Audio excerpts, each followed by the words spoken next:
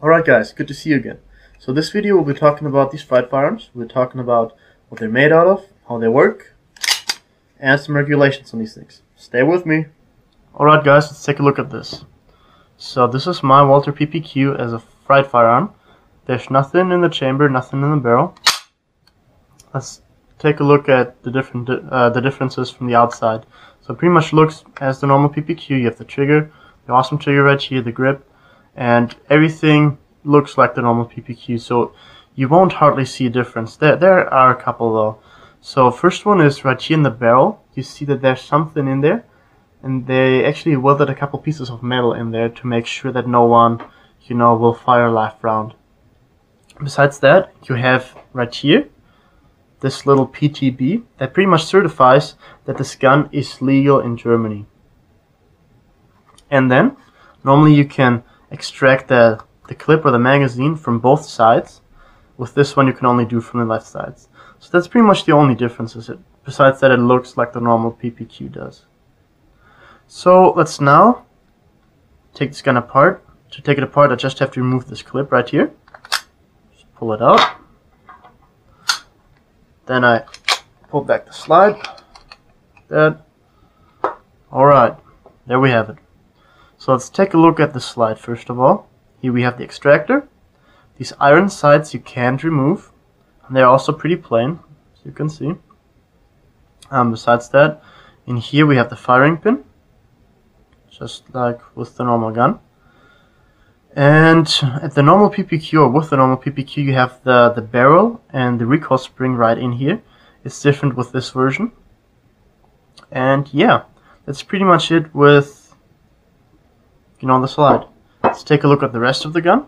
So this was made out of metal. This here is made out of plastic. I'm not sure what kind of plastic it is. I think it's the normal plastic that they use for guns. I believe it is. So we have the barrel, as I already said. Let's take a look from this angle. Hope you can see the metal parts in there, as I already said. This one is stiff also. With the normal PPQ it is not stiff, or just stiff. Here we have the recoil spring. Then back here we have the hammer that hits just the firing pin like a normal 9mm would do. Magazine, just a normal 15-round magazine, and yeah, it's pretty simple. It's pretty plain, I'd say. Nothing too special about it. So the round just comes in here. Hammer hits the firing pin. There we go. Slide pulls back the extractor, throws out the old bullet, new one comes in, and there you go. It's just a pretty much semi-automatic normal firearm. Nothing too fancy about it. Then let's take a look at the ammunition. So as you can see, we have three kinds here. So, and they're also color coded. We have green, which are blanks. Then we have yellow, that's knockout gas, and that red stuff right here is pepper. So these blanks, the entire thing is pretty much just filled up with gunpowder, so it makes a pretty nice boom and makes a nice flash too. Then the yellow one, so this one is filled up with this gas, as I said, knockout gas, and I need about 0.4 to 0.10 milligrams of this gas, this CS gas, that's how it's called, to take out a normal man. I have about 80 milligrams in here. And now you'll ask yourself, why is there so much in there if you don't need that much? It's just waste. Well, see, this is a gas, and as soon as the gas leaves the barrel, it's going to spread in the air. So I need enough gas to get to the person to take him out. And with this round I can shoot about 5 meters, and I can take a guy out from about 5 meters. And then you gotta see when I'm outside and there's wind coming, it's a lot less than 5 meters. Then right here, the red stuff, this is some kind of pumped up pepper. It's actually really mean.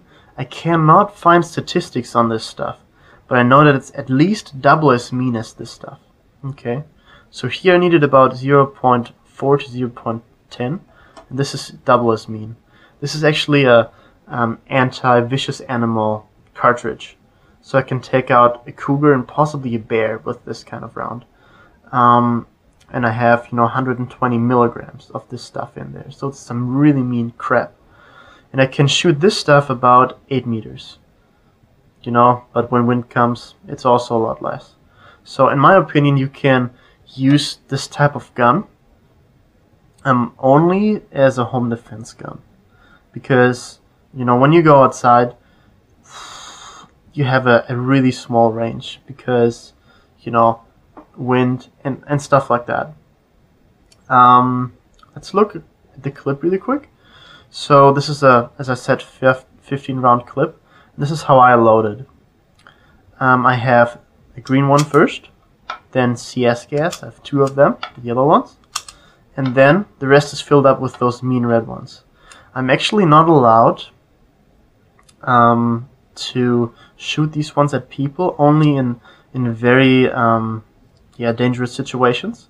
And you see, when I already shot these 3 and the person does not want to back down, or the situation is not resolved, I need the meanest crap I can get to make sure that I, my family, and other people are safe. So that's why I fill up the rest of this mag with these things. So yeah, I think that's about it. Oh, one more thing though. So, I personally would say that this is a good gun for home defense. This might also be a good gun for people that, I don't know, are starting with guns and that might not feel fully comfortable carrying a normal firearm. So you can, buy this one to make sure that, you're comfortable with this thing. You can learn, you can train. It can also be a good thing for women, because often some women, they don't feel comfortable with guns. They don't feel comfortable carrying a normal firearm. And, knowing that you can't really hurt someone too bad with this kind of gun will make the thing, I think, a little bit easier for women and some people. So I think that's a good gun to carry or have for people like that. Alright guys, that's it about these firearms, how they work, and so on and so forth. I personally would not carry one of these in a real life situation. Reason being, they're unreliable in different weather situations. And also, when you have like a really hard wind blowing, it can be that the stuff actually gets blown back into your face and that you are taken out instead of the thug. So that don't make no sense. So I would rather carry like a normal 9mm or whatever you like to carry. I also wouldn't carry like a 500 Smith & Wesson because it will just blow your wrist off, and that's just stupid. But that's up to you. Alright, let's get into the part how these things are regulated. So in Germany, for example, I can buy this thing off the internet. They'll just ship it home or to my home. I don't have to meet any requirements to get this thing, and they're not registered. So I can just have this thing legally in my home or in my workplace, whatever. And this is a non-lethal gun, so I can't really hurt someone with it too bad. Besides that, to carry this gun, I need a license. And how I get this license is I just have to apply for it, and I have to meet the requirements.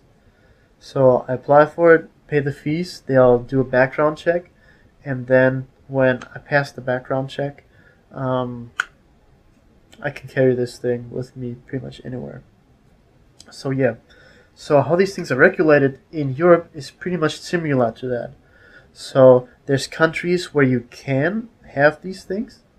There's countries where you can't. For example, the Netherlands or France are countries like that. We can't have these things. In the other countries, it's pretty much similar to Germany, that you buy these things off the internet and you just get them. In some countries, you need to register them.